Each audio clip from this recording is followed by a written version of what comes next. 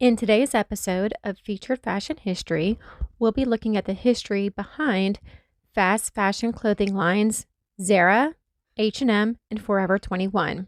Zara started in 1975 by a gentleman named Amancio Ortega. This company started in Galicia, Spain.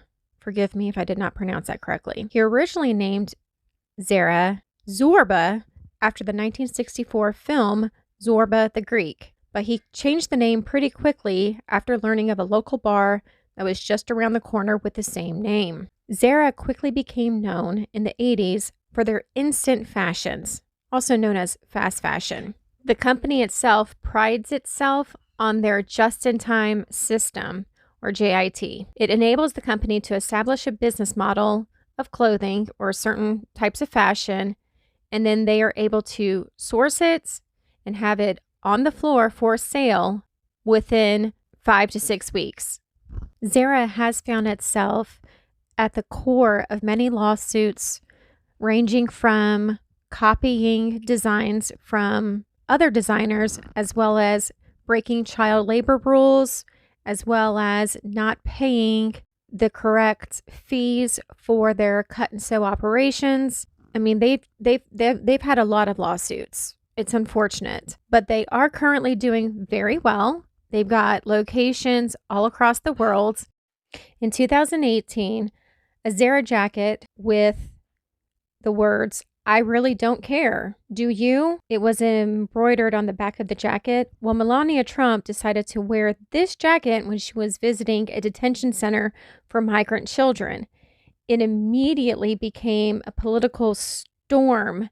Some said that it was her discussing policy. Some suggested that she didn't do it intentionally. But either way, it happened, and there were more than a few feathers ruffled over it.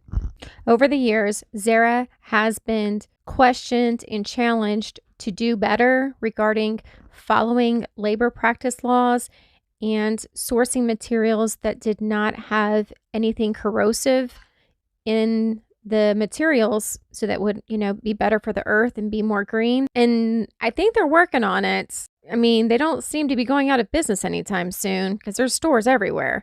And they do have a popular niche among celebrities, but it is fast fashion, and some could question that they do copy designers. But, maybe copying is flattery. What do you think? H&M was founded in 1947 in Sweden. It was originally called Hennes, which translates roughly into hers. In 1968, the company acquired a male hunting apparel store, Maritz. Please forgive me if I'm pronouncing that incorrectly. So the name did change to Hennes and Maritz, or the equivalent of H&M. The first store for the U.S. was on March 31st of 2000, and it was at the corner on Fifth Avenue in New York City. In 2008, home furnishings were added to the H&M line. They also featured models in the 2000s that had also been featured in the 90s, including Karen Mulder, Pamela Anderson, Helena Christensen, Salma Hayek, Giselle Bündchen, Christy Turlington, and Heidi Klum. They've also featured music artists Kylie Minogue, Lana Del Rey, Beyonce, and Katy Perry in a few of their campaigns over the years. Many of us, on average, I would say many of us cannot actually afford luxury brands, and that's what keeps feeding into the fast fashion or instant fashion mentality. But ultimately, there's a lot of waste that comes from the consumer because fast fashion isn't generally made to last for years and years. And so you get ripped seams and holes. So fast fashion does serve a purpose, but maybe it's not the best for the earth. But they've also faced heavy criticism, copying from other designers, not paying fair wages.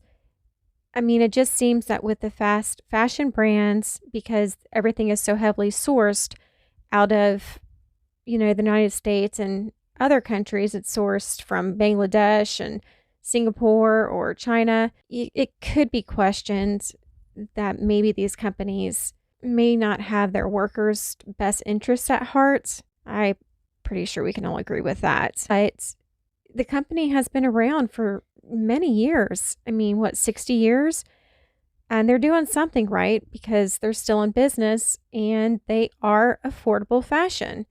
That's the game of fast fashion. Recently, H&M did make Maisie Williams from the Game of Thrones their main spokesperson globally. And she, unfortunately, has faced some criticism. She's been accused of greenwashing. That's just sad. But they've also created this game, creating her as an avatar with Animal Crossings. And that's pretty cool. Like, who wouldn't love to have their own image seen on a game? That's awesome. For those unfamiliar with the term greenwashing is when a company says it's going to be more sustainable and use more recycled products in their end applications, but usually the information is misleading and just outright false. Forever 21 was founded on April 16th, 1984, with the corporate headquarters located in Los Angeles, California. It was originally called Fashion 21, which is interesting to me because they went from Fashion 21 to Forever 21, but it wasn't really clear why. Their stores, they did focus fully on entire families rather than just teenagers or women.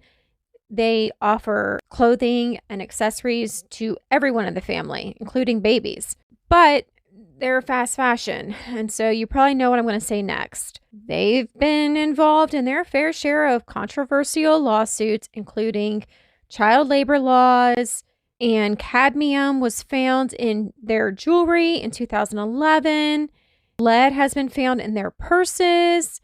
They've also been accused of having their warehouses emit carbon into local atmospheres, which is pretty bad. There was a marketing campaign where they were releasing t-shirts that would say, "Allergic to algebra and school sucks." So, they've had their own fair share of controversial issues. To stay relevant and to truly compete with other competition fast fashion designs, they will change their inventory every 4 to 6 weeks to keep up with fashion trends. But their overhead is pretty significant. Their average store is 38,000 square feet. That is so crazy to me. But if you have been inside of a Forever 21, then yeah, that checks out about right.